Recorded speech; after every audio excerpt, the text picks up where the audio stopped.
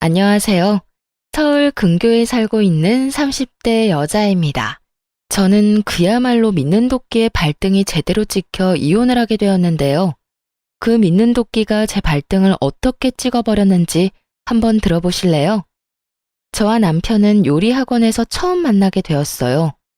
혼자 자취를 시작하며 배달 음식을 먹던 저는 이대로는 안 되겠다는 생각에 곧장 요리 학원을 등록했고 그곳에서 만난 사람이 남편이었죠. 이렇다 할 요리가 처음인 저와는 다르게 남편은 요리를 꽤나 능숙하게 했고 그런 남편의 도움을 받으며 저는 남편과 빠르게 가까워졌어요. 그렇게 두어 달 저희는 도움을 주고받으며 마음도 주고받게 되었고 남편의 고백으로 연애를 시작하게 되었죠. 참 배울 점이 많다 싶더라고요. 연애를 하는 2년 내내 남편은 한결같이 밝으면서도 참 긍정적인 사람이었어요. 제 앞에 닥친 크고 작은 문제에도 남편은 늘 제 옆에서 아낌없는 응원을 해주기도 하고 때론 해결책을 함께 고민하며 저에게 큰 도움이 되기도 했죠. 그런 남편과 함께라면 저의 앞날도 행복할 거라 생각했고 결혼이라는 단어가 익숙해질 때쯤 제가 먼저 남편에게 프로포즈를 하게 되었어요. 저기, 자기야, 나 할 말이 있는데. 무슨 말이길래 이렇게 뜸을 들여? 왜? 무슨 일 있어? 일이 아니고, 아니, 다르게 생각하면 엄청나게 큰일이긴 한데, 우리 결혼할까? 나 자기랑 이제 연인 사이 말고 부부하고 싶어서. 제 말에 남편은 저를 꼭 안아주며 알겠다고 했고, 그렇게 저희는 결혼까지 꼴이 나게 되었습니다. 결혼을 하고 난 후에도 남편은 여전히 다정했으며 제 눈에는 그 어떤 연예인보다 멋진 남자였어요. 전 그런 남편을 많이 사랑했고 저흰 정말 남들이 다 부러워할 만큼 행복한 나날들을 보내고 있었죠. 그러던 어느 날 남편이 많이 지친 얼굴을 하고서 상의할 일이 있다고 하더군요. 처음 보는 남편의 어두운 표정에 전 직감적으로 무슨 일이 있다는 것을 알아챘고 남편의 앞에 앉아 남편의 입이 열리길 기다렸어요. 여보, 나 사실 요즘 많이 지친 것 같아. 회사 일도 그렇고 여러 가지로 내 길을 잃은 기분도 들고 그래. 몸도 마음도 많이 망가지고 지친 상태랄까? 그래서 말인데, 나 회사 그만두고 좀 쉬면서 재정비할 시간을 좀 가지면 안 될까? 항상 밝고 긍정적인 에너지를 뿜어내던 남편의 입에서 이런 말들이 흘러나오니 상황이 보통 심각한 상황은 아니구나 싶더라고요. 이러다 내 남편 잡는 거 아닌가 하는 생각이 들기도 했고요. 그래서 제 눈치만 살피며 기가 죽어있는 남편의 손을 잡고 이렇게 말했어요. 여보, 그런 이야기를 왜 그렇게 눈치를 보면서 말해? 당신이 그렇게나 힘들면 쉬면 되지. 당신 하나 쉰다고 해서 우리 집 안 망해. 그러니까 다른 걱정은 하지 말고 당신 몸, 당신 마음이나 재정비해.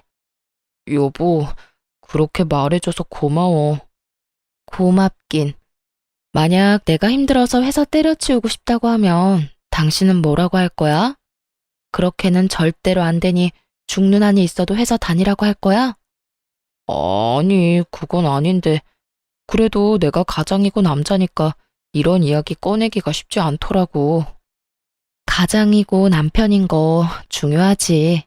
그런데 여보, 나는 당신이 제일 중요해. 당신이 행복하고 당신이 건강해야 나도 행복해지고 건강해져. 그러니까 이제 부담감 좀 내려놓고 다른 길을 찾아봐. 저는 두말 없이 남편의 의견을 따르기로 했고 남편은 그런 저에게 고맙다며 눈물까지 글썽이더군요. 그 결정이 저에게 피눈물이 되어 돌아올 거라는 생각은 그땐 상상하지도 못했네요. 그렇게 남편은 회사를 그만뒀고 제가 이 집의 가장이 되었죠. 남편은 한동안은 쉬며 다른 일자리는 천천히 알아보기로 했고 저 역시 꽤 쉴 것을 예상했던 터라 그저 남편의 뜻을 지켜보기로 결정했죠.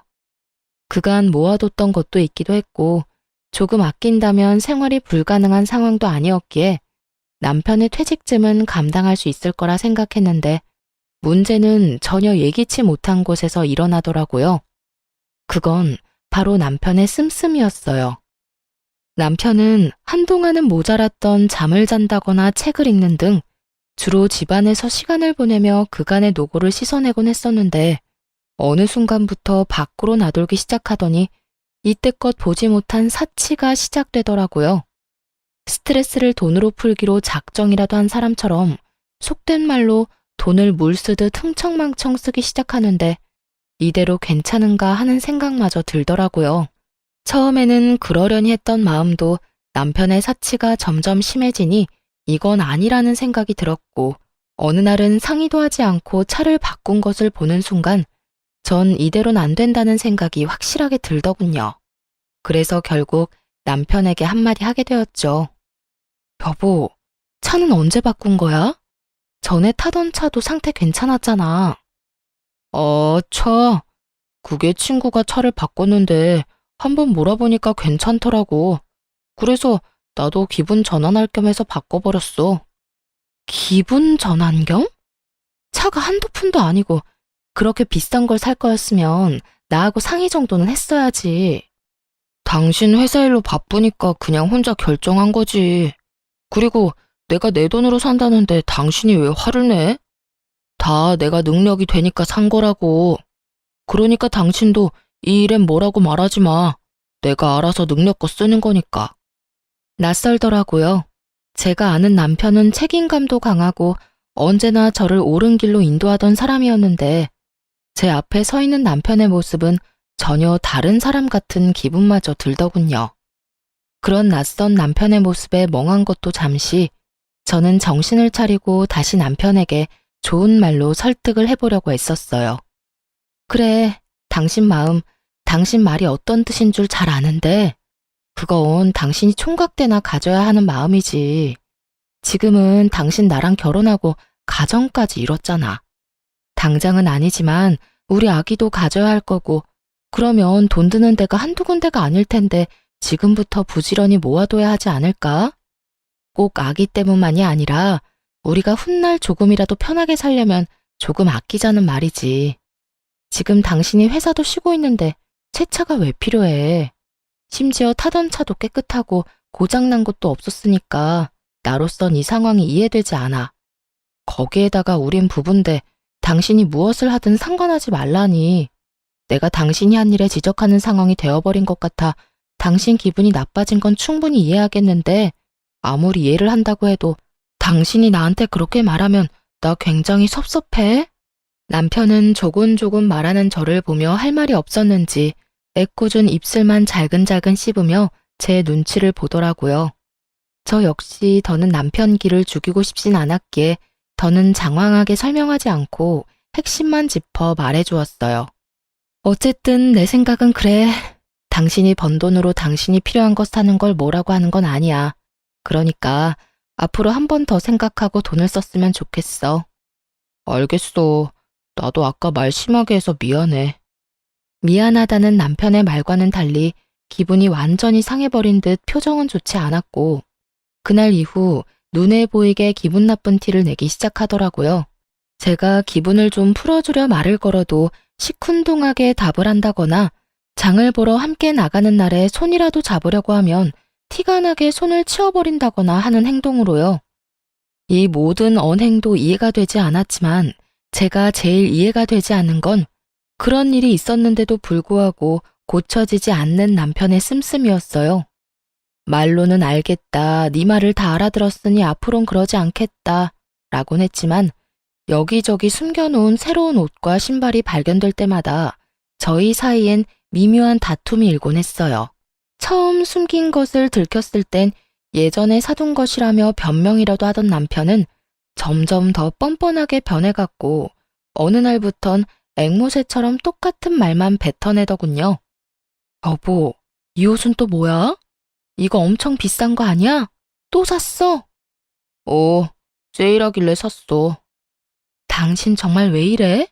내가 이런 말까진 하지 않으려고 했는데 당신 일을 쉬면 씀씀이라도 줄여야지. 어떻게 수입도 없는 사람이 수입이 있을 때보다 돈을 더 헤프겠어. 아, 진짜. 내가 벌어놓은 돈으로 이때껏 고생한 나한테 보상 좀 하겠다는데 뭘 그렇게까지 나무라기만 해. 당신이 이러면 이럴수록 난 더 숨이 막힌다고. 그러니까 그냥 좀 내버려두면 안 돼?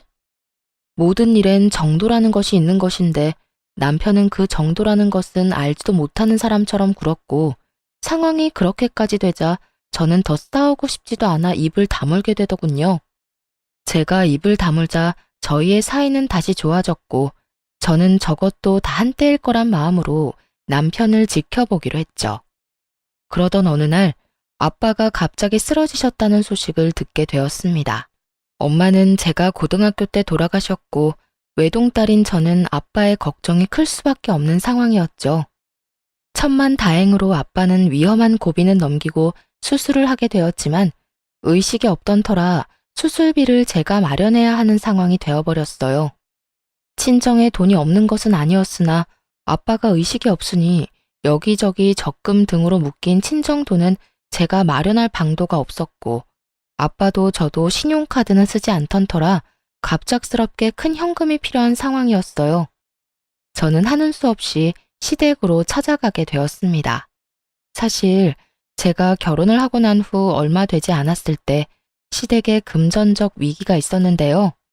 시집 오기 전 아빠가 비상금을 하라며 주셨던 돈을 시아버지에게 빌려드린 적이 있었거든요. 아버님, 이거 제가 시집 올 때 비상금으로 받아왔던 돈이에요. 요즘 힘드시다는 이야기 들었는데 이걸로 우선 급한 불부터 끄세요. 아가야, 내가 아무리 급하다고 한들 어찌 이 돈을 받을 수가 있겠느냐? 어차피 제가 가지고 있어도 지금은 쓸 데도 없는걸요. 일단 쓰시고 여유 되실 때 이자까지 쳐서 주세요. 고맙다 고마워. 내가 조금씩 갚아나가마. 내가 이 은혜 잊지 않으마 아가. 시부는 그때 해준 약속처럼 저에게 다달이 돈을 갚아주고 있었지만 지금 현재 저에겐 큰 돈이 필요했기에 이젠 사정이 나아진 시댁을 찾아갈 수밖에 없는 상황이었죠.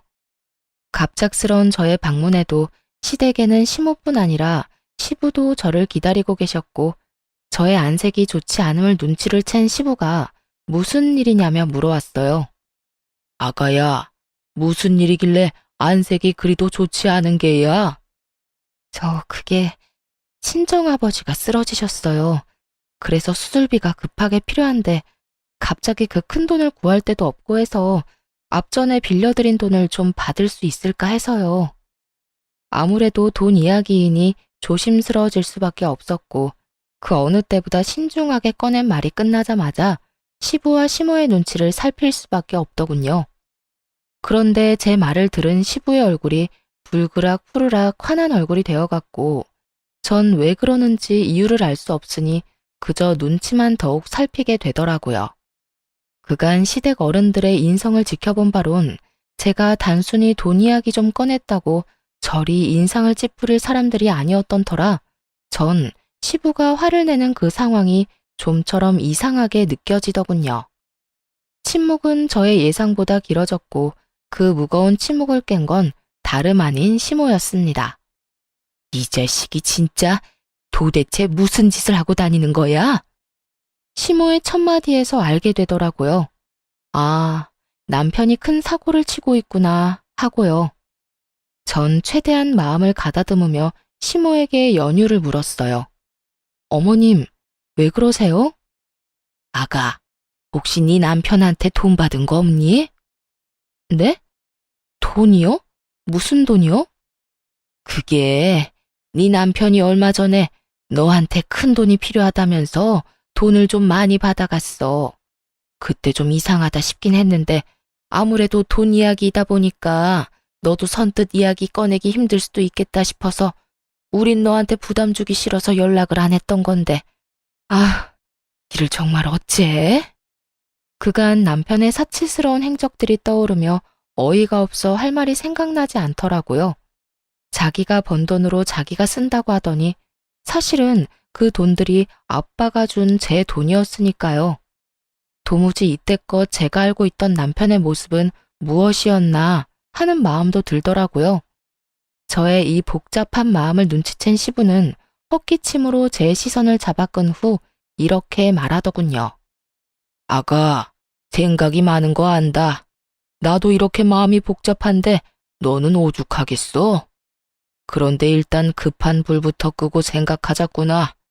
내가 일단 지금 급한 돈은 당장 마련해주마. 일단 우리 사돈부터 살리고 보자꾸나. 그리고 내가 미안하다. 그렇게 큰 돈을 그냥 내주는 것이 아니었는데 정말 미안하구나.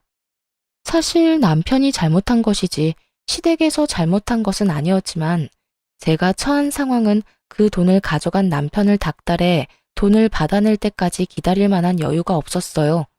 그랬기에 시부가 마련해준 돈을 얼른 받을 수밖에 없었죠. 아니에요, 아버님. 제가 감사하죠. 꽤 큰 금액인데 이렇게 주셔서 감사해요. 아니다. 본래 네 돈이었는데 뭘. 이렇게 힘든 이야기 꺼내게 해서 미안하구나. 그 자식이 실망하게 한 것 또한 미안하고. 이렇게 저에게 용서를 구한 시부의 표정은 섬뜩할 정도로 화가 나 보였고 시모 역시 시부의 표정과 다를 바가 없었죠. 어쨌든 전 돈을 마련해 아빠의 수술비를 무사히 치를 수 있었고 수술을 마친 아빠는 의식도 회복하고 경과도 좋았죠. 그렇게 아빠가 건강을 되찾아가는 사이 남편은 바쁜 저를 대신해 아빠의 병실을 오가며 간호하고 있다는 이야기를 아빠에게 들을 수 있었어요. 저를 대신해 아빠를 돌봐주는 것은 고마운 일이 분명했지만 그 큰 돈을 받아서 다른 것도 아닌 사치하는 데 쓴 것은 절대로 용서가 되지 않더라고요. 바늘도둑이 소도둑 된다고 사람 하나 고치는 것이 얼마나 힘든 일인 것임을 잘 알기에 저는 그 상황을 어떻게 풀어나갈지 더 큰 고민에 빠지게 되었어요. 이혼해야 한다는 생각을 하고는 있지만 이혼이 쉽게 내릴 결정도 아니었고 무엇보다 아빠의 건강이 회복되고 있다고는 하나 언제든 다시 나빠질 수도 있는 상황이니 고민은 더욱 커져만 갔고 신중에 신중을 가하게 되더군요. 하지만 그 모든 것이 걸리는 상황이라도 남편과 이야기를 나눠 똑바로 짚어야 하는 문제임은 확실했죠. 저는 여전히 저에게 심드렁한 남편을 붙잡고 말했어요. 여보, 나랑 이야기 좀 해. 무슨 이야기? 나 아버님, 어머님께 이야기 다 들었어. 당신 내 핑계를 대면서 내가 빌려드린 돈 거의 다 받아갔다며? 어떻게 된 일인지 설명해. 제 말을 들은 남편은 눈빛이 흔들리기 시작하더니 퍼렇게 질린 얼굴을 하고서 고개를 떨어뜨리더군요. 그렇게 고개만 숙인다고 상황이 해결되지 않아. 그러니까 어떤 말이든 해봐. 남편은 저의 닥달에 망설이는 듯 싶더니 이내 입을 열더군요. 그게 처음부터 이럴 작정은 아니었어. 쉬면서 몸도 마음도 회복되고 나니까 그동안 악착같이 산 게 후회가 되더라고. 이러다 죽으면 다 소용없겠다 싶기도 했고. 그래서 이것저것 사다 보니까 카드값이 감당이 안 됐어. 거기에다 차도 대출받아 덜컥 사버리긴 했는데 그 다달이 나가는 돈이 감당이 더욱 안 되는 거야. 돈은 필요한데 돈은 없으니까 신용대출도 조금 받았어. 그러다 정신 차려보니 당신한텐 말도 못 꺼낼 만큼 빚이 늘어 있었고 그래서 그런 짓까지 하게 된 거야. 빚이 빚을 낳는다더니 그 말 하나 틀린 것이 없더라고요. 남편은 감당하지 못할 만큼의 사치를 부리고 있었고 그 결과 저에게 큰 실망을 안겨주었던 것이었죠. 전 당장이라도 욕이 튀어나오려는 것을 겨우 누르고서 남편에게 말했어요. 당신, 나 알지? 난 가까운 사람이랑도 돈 거래 안 하는 사람이야. 그런 내가 당신하고 어머님 아버님을 믿고 기꺼이 그 큰 돈을 빌려드린 건데 어떻게 다른 사람도 아닌 당신이 그런 내 믿음을 이런 큰 실망으로 돌려줄 수가 있어? 당신 정말 내가 알던 그 남자가 맞긴 해? 여보, 내가 정말 미쳤었나 봐. 내가 진짜 잘못했어. 내가 진짜 화나는 게 뭔지 알아? 당신이 나를 실망해서까지 받은 돈으로 고작 사치를 부렸다는 게 난 너무 화가 나. 너무 실망스럽다고. 꼭 필요한 곳이 있어서 나 몰래 썼다고 해도 기가 막히는데 그 돈들을 고작 옷, 신발, 차 이런 걸 사느라 빚진 데 썼다고? 이걸 내가 어떻게 받아들여야 해? 내가 진짜 할 말이 없다. 내가 그 순간에 잠시 정신이 나갔었다는 말밖에는 정말 미안해. 남편은 정말 반성이라는 걸 하는 듯 보였고 전 그런 남편에게 시부의 말을 전하기로 했어요. 사실 제가 모든 사실을 알고 집으로 돌아온 날 시부에게서 전화가 왔었어요. 제가 빌려드린 돈을 다 입금했다는 말과 함께 시부는 이렇게 말을 하더라고요. 아가야, 실망이 큰 거 잘 안다. 그래도 나를 봐서라도 한 번만 더 기회를 주면 안 되겠어? 아버님, 그게 저도 고민이 많아요.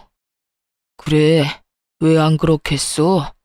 그래도 네가 나를 봐서라도 기회를 한 번 더 준다면 내가 어떻게 해서든 정신교육 다시 해놓으마. 정신교육이요? 그래, 일단 그 녀석이 가져간 돈은 내가 다 받아낼 생각이다. 사돈 수술만 잘 끝나고 나면 우리 회사에 출근시켜서 온갖 자비는 다 시킬 생각이야. 밑바닥부터 굴리다 보면 그 녀석도 동기한 줄 알겠지. 옆에서 끼고 있으면서 인간 한번 만들어 보마. 그러니 나를 믿고 한 번만 더 지켜봐주면 안 되겠어? 시부에 이런 부탁이 없었다면 당장 이혼을 했을 수도 있었을 텐데 저는 많은 고민을 한 끝에 남편이 아닌 시아버지를 한 번 더 믿어보기로 했고 저의 긍정적인 반응에 시부는 자신에게 돈을 다 받았다는 말은 하지 말라고 당부하셨어요. 전 시부의 당부 그대로 남편에게 전했고 남편은 아직 정신을 덜 차렸는지 반발하고 나서더군요. 뭐? 내가 아버지 회사에? 그것도 말단 사원도 아니고 잡일이나 하는 직원으로 출근을 하라고? 내가 왜? 지금 당장 다른 곳에 취업해도 그런 취급은 받지 않는다고. 그런데 내가 왜? 당신 아직도 정신 못 차렸구나. 당신이 친 사고가 얼만데 아직도 찬밥 더운 밥 가릴 거야?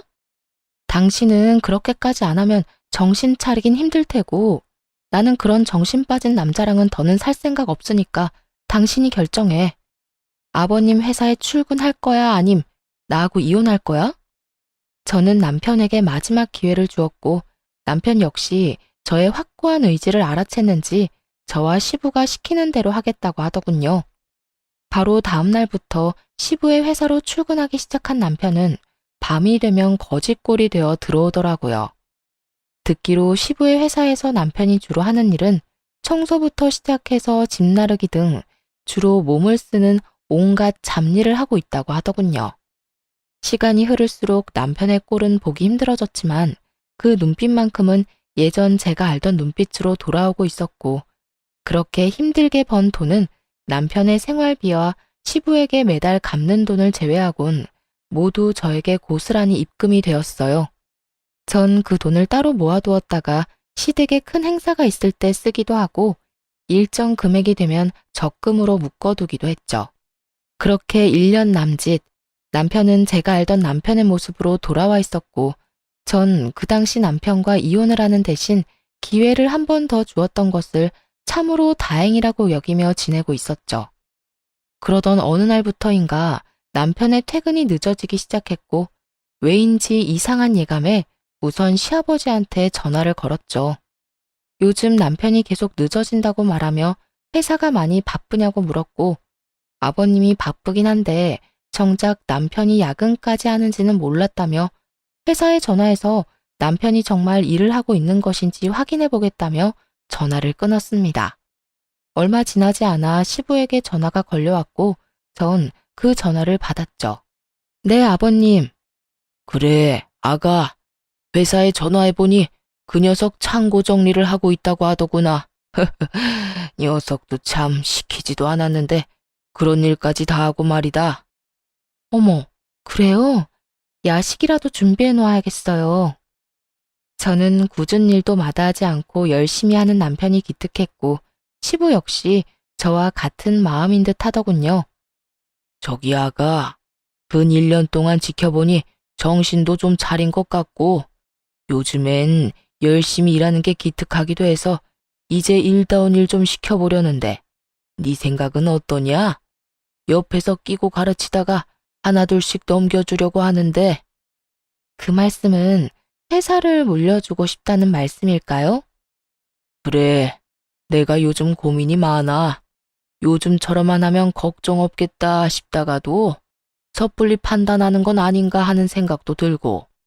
네가 보기엔 어떠냐? 내가 그 녀석한테 회사를 물려줘도 될 것 같으냐? 요즘 퇴근 시간이 많이 늦는데 그게 다 일을 너무 열심히 하다 보니 늦는 거 아니겠어요? 그렇지. 네가 생각하기에도 정신 차린 것 같지? 네, 아버님께서 가까이에서 좀 더 들여다보시고 이제 되었다, 이제 좀 안심하고 맡겨도 되겠다 싶으실 때 아버님 뜻대로 하셔요. 제 말을 들은 시부는 다시 생각해도 남편이 기특한지 연신 허허 웃으시다 전화를 끊으셨고 저 역시 기특한 남편을 위해 야식을 만들어 놓고 기다렸어요. 하지만 아무리 기다려도 남편은 오지 않았고 12시가 넘어 남편에게 전화가 오더라고요. 그 전화는 택시 기사분이 건 전화였고 집까진 왔는데 남편이 너무 취해 정신을 못 차리고 있다고 하더군요. 저는 부랴부랴 밖으로 나가보았고 그곳엔 제대로 걷지도 못할 정도로 취한 남편이 있었어요. 이상하더군요. 술을 먹을 수도 있고 취할 수도 있는 것이었지만 시부와 통화한 것이 9시가 조금 넘었을 때였고 적어도 남편은 10시 정도면 퇴근을 했을 텐데 12시가 훨씬 넘은 시간까지 술을 마셨다니 전 비틀거리는 남편을 부축하며 추궁 아닌 추궁을 하기 시작했죠. 여보, 괜찮아? 정신 좀 차려봐. 괜찮아. 난 괜찮아. 아, 이 사람이 진짜 누구랑 마셨어? 누구랑 마셨길래 이렇게 많이 마셨어? 그리고 지금 시간이 몇 시인 줄 알아? 내가 못 살아, 정말. 그냥 아는 형이랑 먹었어. 이야기하다가 먹다 보니 이렇게 됐네. 미안해. 이렇듯 두루뭉술하게 넘어가는 남편을 보며 이 인간 또 숨기는 게 있구나 싶었죠. 그리고 그 다음날 남편은 또 늦는다는 연락을 하더라고요. 솔직히 일하는 걸 제 눈으로 직접 확인한 적도 없어서 이번 기회에 야근하는 남편 응원도 할 겸 찾아가기로 결심했죠. 간단한 요깃거리와 함께 평소 남편이 좋아하는 인삼물을 끓여서 말이죠. 회사에 도착하니 전날 들은 말처럼 다른 곳은 불이 다 꺼져 있는데 창고에서만 불빛이 새어나오고 있더라고요. 그 늦은 시간까지 열심히 일하고 있는 남편을 떠올리니 입가에 절로 미소가 지어지며 흐뭇한 마음마저 다 들더군요. 전 남편의 일을 방해하고 싶지 않은 마음에 적당한 타이밍을 위해 창고 안을 조심스럽게 들여다보았고 살짝 들여다본 창고 안의 광경은 그야말로 충격 그 자체였습니다. 아무렇게나 바닥에 내팽겨쳐진 옷가지들과 함께 남편에게 붙어있는 여자. 전 두 눈으로 보고 있으면서도 믿지 못할 광경에 큰 충격에 빠져 멍하니 있다 몰래 숨어 사진만 몇 장 남겼네요. 차마 더는 눈으로 보고 있을 수가 없어 주체할 수 없이 흔들리는 두 다리를 붙잡고 차로 돌아왔어요. 몰래 찍은 사진이 없었다면 꿈이라고 믿고 싶을 정도로 충격이 크더군요. 충격에 빠져 울던 저는 시부의 얼굴이 떠올랐고 얼른 전화를 걸었죠. 그래, 아가야. 이 시간에 무슨 일이냐? 아버님, 그게 혹시 그이랑 지금 회사에 같이 있는 여자가 있는데 누구인지 아시나요? 그게 지금이라면 우리 회사 경리일 거다. 오늘 창고 재고조사하면서 정리한다고 했었어. 김 과장도 오늘 남았나? 외근 나갔었지. 두 사람이 우리 회사에 오래 일한 사람들이라 한다. 회사에서 만나서 결혼까지 한 우리 회사 유일한 사내 부부지. 그런데 그건 왜 묻는 게야? 무슨 일 있는 게야? 아버님, 놀라지 마세요. 저 지금 회사에 왔는데 글쎄 창고에서 두 사람이 바람을 피우고 있더라고요. 아무래도 남편과 붙어있는 여자도 회사 사람 같아서 여쭤봤어요. 뭐야? 그게 사실인 게야? 네, 아직 그 두 사람 창고 안에 있어요. 아버님, 지금 당장 그 김 과장이라는 분 좀 회사로 불러주세요. 시부는 화가 엄청나게 난 듯했고 그 화는 제 말을 완전하게 믿는다는 뜻과도 같았죠. 그렇게 전화를 끊은 전 얼굴 한번 본 적 없는 김 과장이라는 사람을 기다렸고 얼마 지나지 않자 신발도 제대로 신지 않은 김 과장이 다급히 창고로 뛰어들어가더군요. 그 뒤로는 뻔한 결말이었어요. 남편은 옷도 제대로 갖춰 입지 못한 채 김 과장에게 머리채를 잡혀 창고 밖으로 끌려 나오고 있었고, 그 뒤를 울고불고 난리가 난 상간녀가 나오더군요. 전 그 모든 광경을 지켜보고 있었고, 남편은 김 과장에게 일방적으로 맞기 시작했어요. 한참을 맞고만 있던 남편은 김 과장의 주먹질이 끝나자 그 앞에 무릎을 꿇고 빌기 시작하더라고요. 과장님, 죄송합니다. 정말 죄송합니다. 제가 잠시 미쳤었나 봅니다. 죄송? 이게 죄송하다는 말로 끝날 문제야. 어떻게 가정 있는 여자랑 그딴 짓을 할 수가 있어? 그것도 내 와이프인 거 뻔히 알면서 어떻게 그딴 짓을 할 수가 있냐고? 정말 죄송합니다. 입이 10개라도 할 말이 없습니다. 제발 한 번만 용서해 주십시오. 용서? 이게 용서가 될 일이라고 생각해? 도대체 언제부터야? 도대체 언제부터냐고? 얼마 되지 않았습니다. 정말이에요. 그러니까 과장님, 제발 아버지랑 제 아내한테만큼은 비밀로 해주시면 안 되겠습니까? 뭐? 비밀? 네, 그 두 사람 알면 저 진짜 죽습니다. 제발 좀 살려주십시오. 제발요.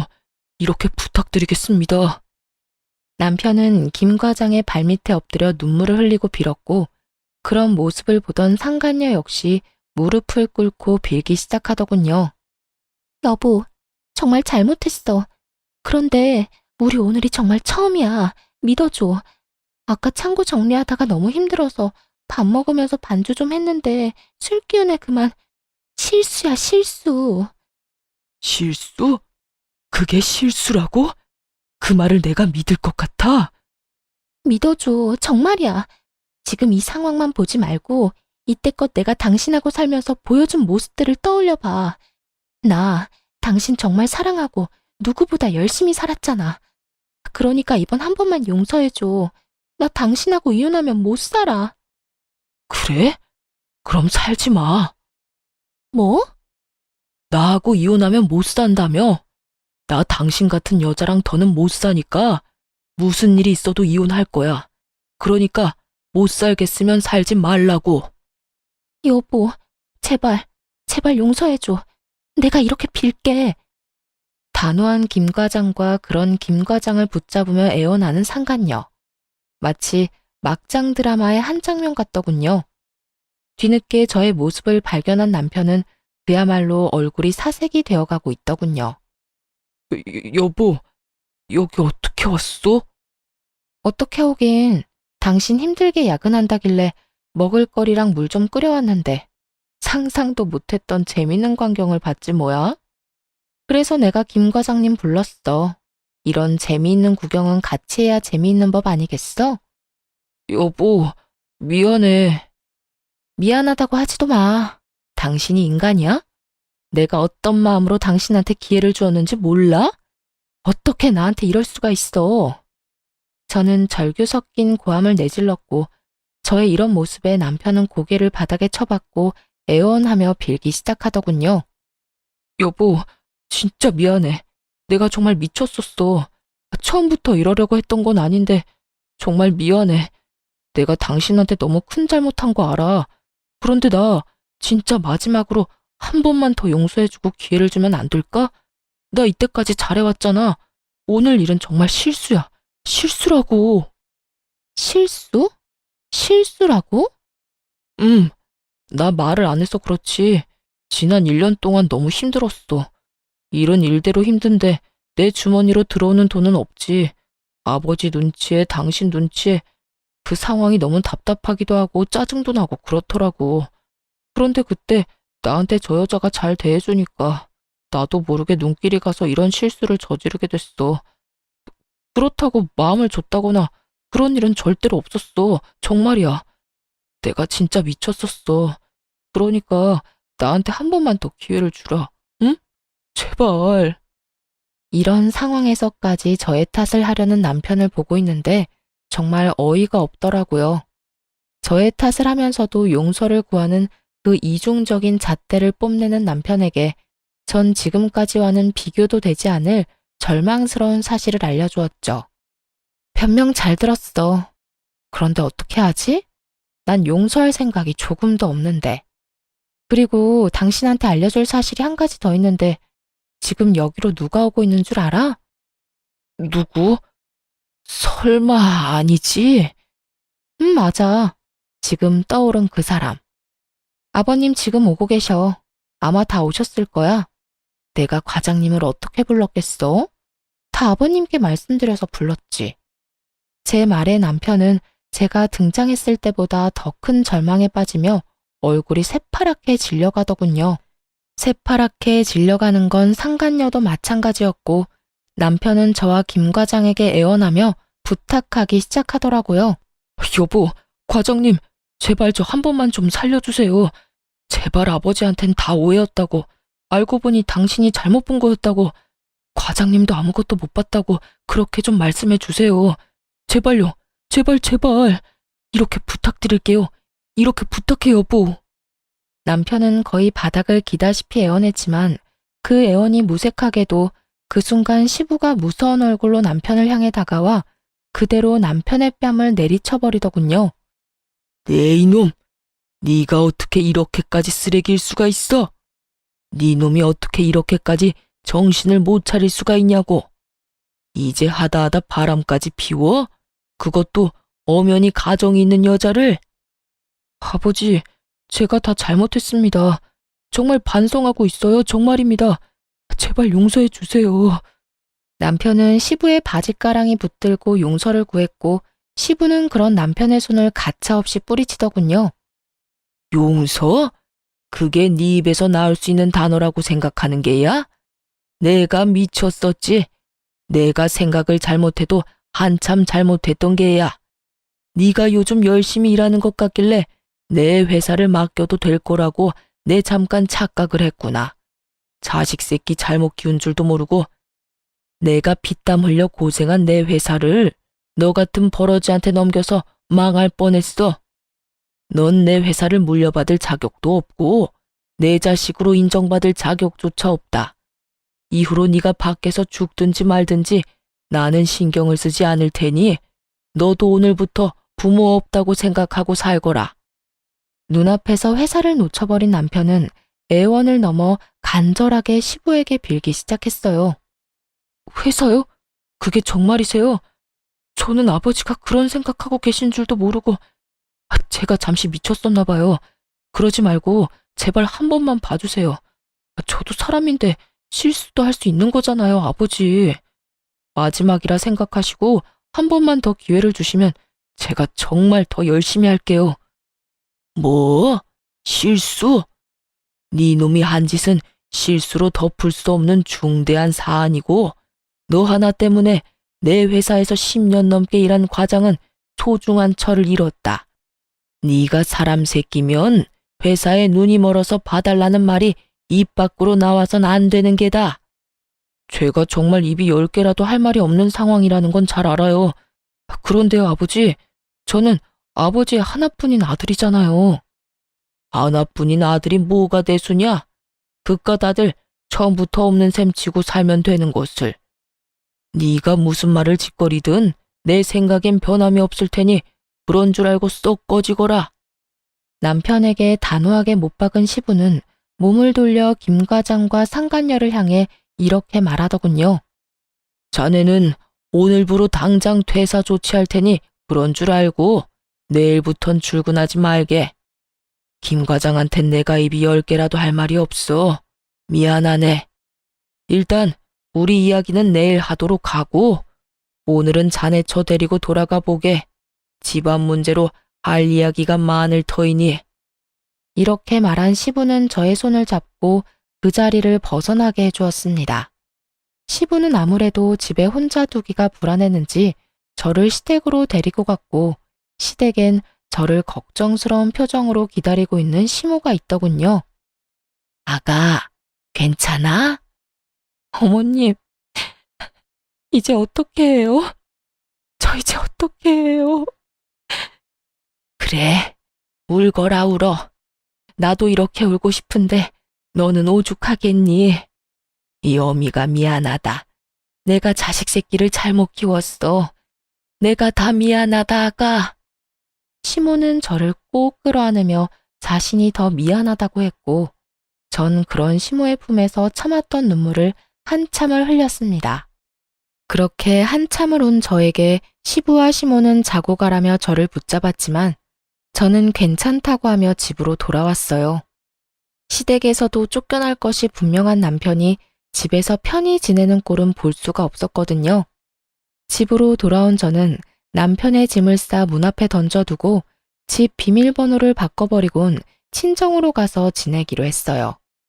아무래도 남편의 흔적이 가득한 그곳에선 한시도 숨을 쉬고 싶지 않았으니까요. 제가 친정에 간다는 말을 들은 시댁에서 친정의 전화에 용서를 구하고 상황을 잘 설명해 준 덕분에 친정에 도착한 저는 긴 설명 대신 아빠에게 따뜻한 마음의 위로를 받을 수 있었어요. 우리 딸 고생 많았어. 아빠, 죄송해요. 이런 꼴 보여서. 네가 뭐가 죄송해? 네가 잘못한 게 뭐가 있다고. 그러니까 나한테 죄송할 필요도 없어. 아빠, 고마워요. 고맙기는. 딸, 잘 들어. 그놈이랑 너랑 이혼한 이유 중에 네 잘못은 단 하나도 없어. 넌 할 만큼 했고 이젠 후회 없이 네 삶을 살면 되는 거야. 후회는 너같이 좋은 여자 놓친 그놈이나 하는 거지 네가 할 것이 아니란 말이야. 그러니까 우리 딸은 그런 미련스러운 감정은 갖지도 말고 앞으로 행복하게 너만을 위해서 잘 살자. 알겠지? 아빠는 저를 위로해 주셨고 저는 그런 아빠의 응원을 받으며 힘을 낼 수 있었습니다. 그 뒤로 전 이혼을 진행했고 다들 그렇게 하시듯 저 역시 상간녀 소송을 함께 진행하게 되었죠. 저의 예상대로 두 사람은 하룻밤의 실수가 아니었고 그 증거들은 시부의 회사 내 CCTV에서 심심치 않게 나오더군요. 여러 증거 덕에 저는 위자료를 두둑하게 챙김과 동시에 재산 분할 역시 저에게 유리한 쪽으로 판결이 나며 성공적인 이혼을 하게 되었습니다. 전 남편은 아예 시댁에서 쫓겨났다고 들었어요. 상간녀와 외도를 저지르며 빚을 또 내고 있었던 터라 이리로 보나 저리로 보나 생각할 필요도 없이 빚쟁이가 된 것은 자명한 일처럼 보이더군요. 거기에다 저에게 위자료를 줬을 뿐 아니라 상간남 위자료도 줬을 테니 그 인간에게 남은 인생도 참 한숨뿐이겠더군요. 상간녀 역시 이혼을 당했고 이혼을 하고 난 후에는 빚쟁이가 된 전 남편을 버리다시피 하고 도망을 갔다는 이야기를 들을 수 있었습니다. 그 뒤론 전 남편의 소식을 듣지 못하고 살았는데 몇 달이 흐른 어느 날 시부에게서 연락이 왔더라고요. 며칠 전 남편이 시댁으로 찾아왔는데 제 생각이 나더라면서요. 아가, 잘 지내고 있어? 네, 그럭저럭 지내고 있어요. 아버님이랑 어머님은 잘 지내시죠? 그럼 우린 잘 지내고 있다. 며칠 전에 그 녀석이 집으로 찾아왔더구나. 그래서 네 생각이 나서 전화해봤어. 어떻게 지내나 싶어서. 아, 그랬어요? 아직 집에 들이지 않으셨던 거예요? 전 이쯤이면 당연히 집에 들이셨을 거라 생각하고 있었는데. 집에 들이기는 무슨 거짓골을 하고 찾아왔길래 다시는 찾아오지도 말라고 소리치곤 대문도 안 열어줬다. 꼴을 보아하니 빚이 산더미인 것 같더구나. 지내는 곳도 마땅하지 않은 것 같았고 그래도 받아주지 않았어. 그딴 놈 받아줘봤자 내 명줄만 재촉하는 꼴이지 않겠냐. 또 무슨 짓을 벌여 내 뒤통수 칠 줄도 모르는 일이고. 나도 나지만 네 시어머니가 화가 단단히 나서 절대 안 받아줄 거라고 하더구나. 아, 그러셨어요. 아무리 그래도 속은 많이 상하셨겠어요. 속상한 거야 말도 못하지만 어쩌겠냐. 자식 새끼 잘못 키운 벌이다 생각해야지. 어찌되었든 너만 잘 지낸다고 하면 다 되었다. 목소리 들어보니 괜찮은 것 같아 조금은 안심이 되는구나. 앞으로도 잘 살거라 아가. 네, 아버님. 연락 주셔서 감사해요. 건강하세요.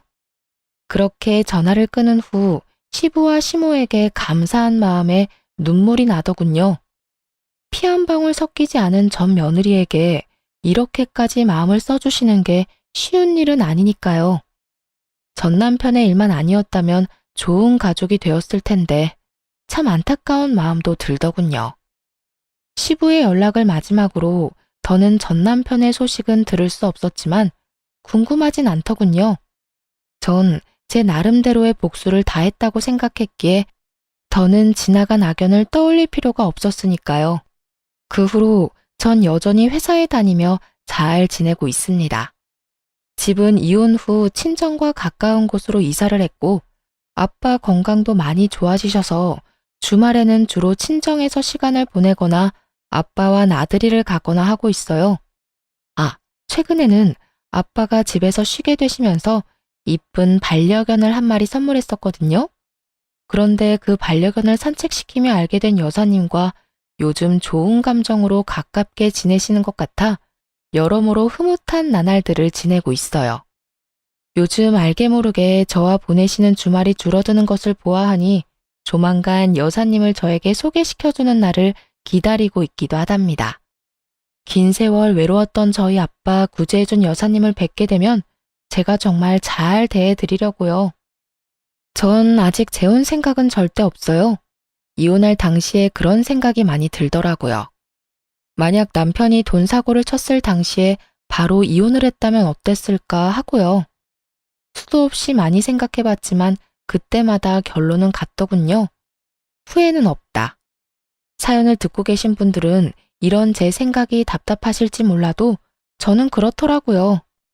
만약 그때 바로 이혼했다면 전 남편이 외도를 저지른 꼴은 보지 않았겠지만 고작 돈 때문이라는 생각으로 했을 이혼이라면 분명 후회했을 거라고요.